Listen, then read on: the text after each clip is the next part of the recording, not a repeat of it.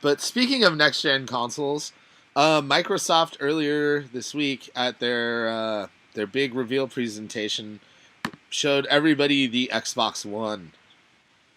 Ooh, look at it! Isn't it shiny, Bobby?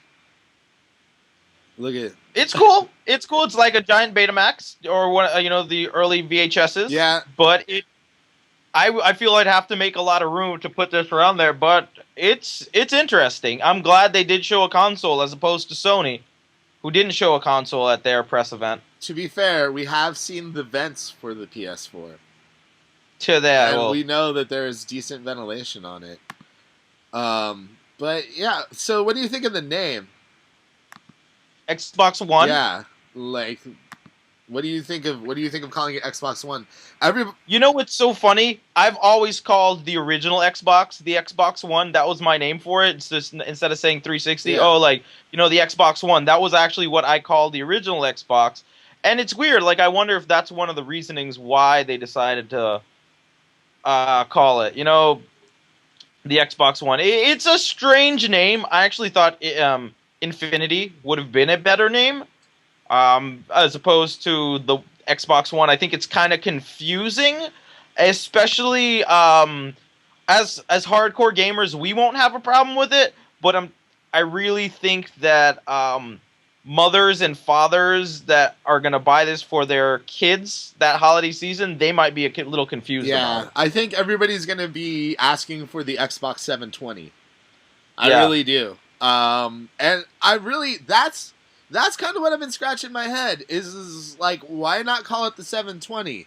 Everybody has been calling it the 720 for years now.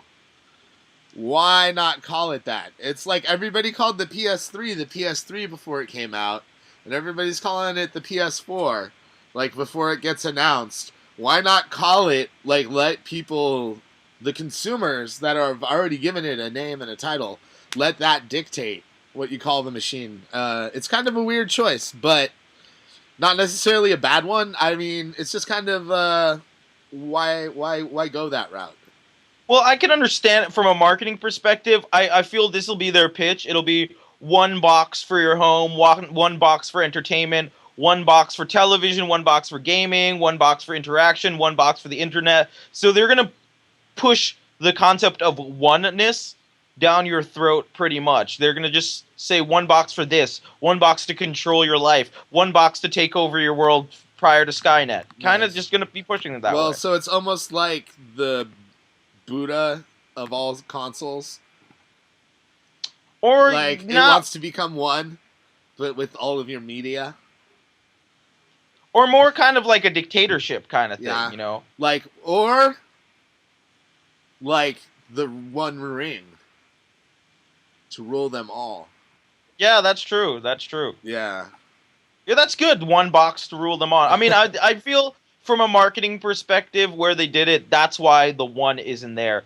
It's it's that's how they're gonna really push it. Like it's one this, one that, one this, one that. I can already see the commercials come out. It's like, and that's a complete marketing kind of thing. I think it's.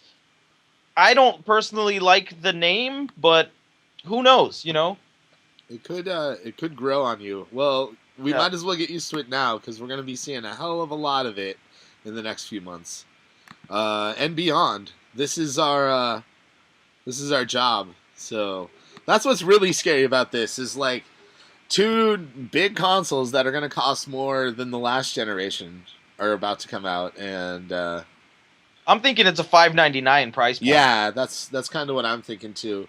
But let's talk about some of the features and why it's probably going to cost that much. First of all, it's going to have the Connect 2, which is like the Connect, but once again boxier. It kind of looks like the inside of a printer.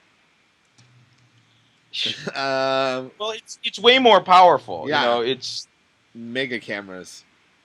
And it's all, but it's the scary. It's I don't really know how I feel about the Connect 2 because it's like it's gonna be watching me at all times, right?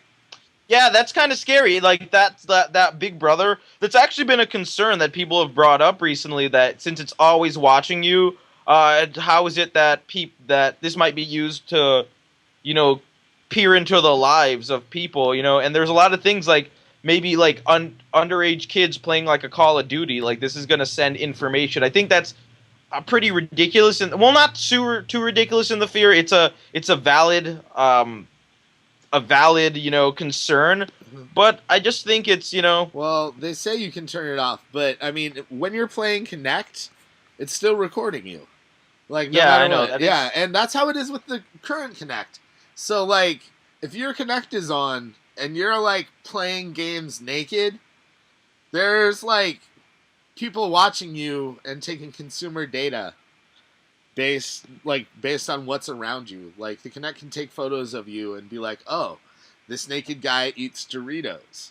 Or, drinks Pepsi or whatever. And that's what it's gonna like be used for. They're gonna sell data like that. I mean, they're not gonna give away your address or your information. They're just gonna give away data that they've analyzed internally, probably. I mean, that's what a lot of people do. So you see, it's an interesting thing. I feel like a lot of people hated, like, they were like, "Oh, Xbox, there's no need for a Connect. Don't even reveal it. What is this? This is a piece of crap." But they needed to put that out to get the kinks for this next generation, and I'm glad they did. I am personally a fan of motion controls and the interesting things you can do with them. Like, and I would really like to see what they push with this. What the future of motion controls in gaming. I mean, Uh-huh. it's pretty cool though. I like it. I mean, the privacy issues are there, but I actually am a fan of Kinect. One of my favorite games for Xbox was what is the Gunslinger? Oh, the Gunstringer. Gunstringer? Yeah. Gunstringer was a really fun game, and I felt it was one of the games that best used the Kinect. And I like that kind of game, and I'd look forward to see what they develop with this the Kinect 2.0. Dance Central 4. That's all I'm Yeah, that's all I'm saying. Dance Central Just 4. Dance 5. Just Dance 5. Hell yeah. Just Dance 5. You'll be all over that. Well, now you'll be able to like take your avatar and do like your sexy dance with your avatar and have it come up on the screen as you just doing your sexy dance, right? Yeah. Are you ready for that? Or is the world ready for that? I guess is a So better Microsoft question. is bringing sexy back to gaming. Yeah.